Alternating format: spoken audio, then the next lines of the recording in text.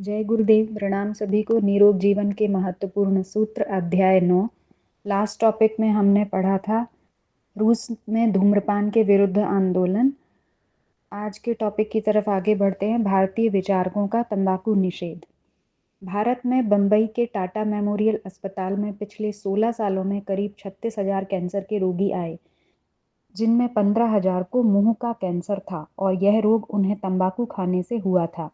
जैसे कुछ लोग हर समय सिगरेट पीते रहते हैं, उसी प्रकार कुछ लोग हर समय तंबाकू अपने मुंह में रखे रहते हैं और हर समय उसका रसपान करते रहते हैं। कुछ अपने नीचे के दांतों और होठों के बीच में तंबाकू को दबाए रखते हैं। उनके नीचे के दांत शीघ्र कमजोर होकर गिर जाते हैं और नीचे का होंठ बड़ा होकर लटक पड़ता है, जो दिखने में बहुत ही बुरा प्रतीत होता है।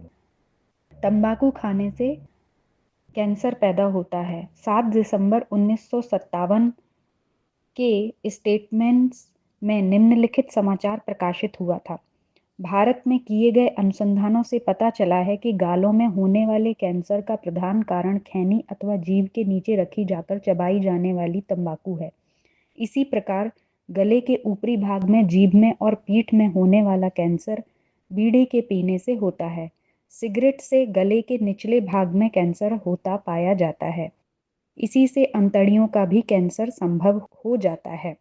1950 के आंकड़ों से पता चला है कि बंबई में मुंह का कैंसर न्यूयॉर्क या लंदन से अधिक होता है। कारण स्पष्ट है कि भारत की जलवायु गर्म है।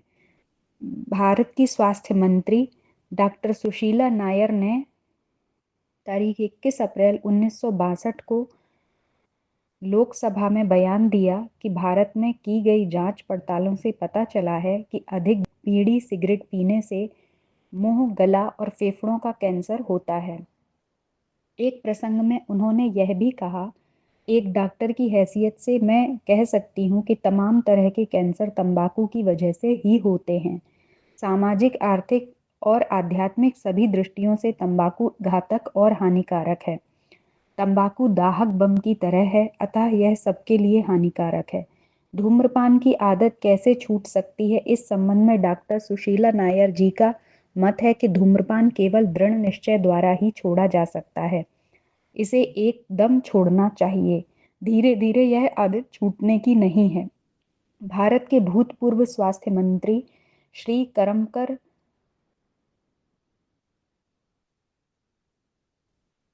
ने 30 नवंबर 1956 को भारत की लोकसभा में एक बयान देते हुए कहा था कि भारत के लोगों को धूम्रपान करने और तंबाकू चबाने की आदत छोड़नी चाहिए, क्योंकि तंबाकू के जहर और कैंसर की बीमारी में गहरा संबंध है। महात्मा गांधी ने कहा है, अब तक मैं यह नहीं समझ पाया कि तंबाकू पीने का इतना जबरदस्त शौक लोगों को क्यों है। नशे हमारे धन को ही नष्ट नहीं करते, वरन स्वास्थ्य और परलोक को भी बिगाड़ते हैं।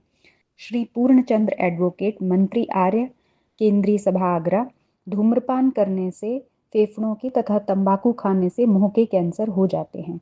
धूम्रपान एक बहुत बड़ा व्यसन है। इससे वायु दूषित होती है, इसमें व्यर्थ धन बर्बाद होता है। अतएव प्रतिज्ञा कीजिए कि सिगरेट, बीड़ी तथा तंबाकू का सेवन कभी नहीं करेंगे।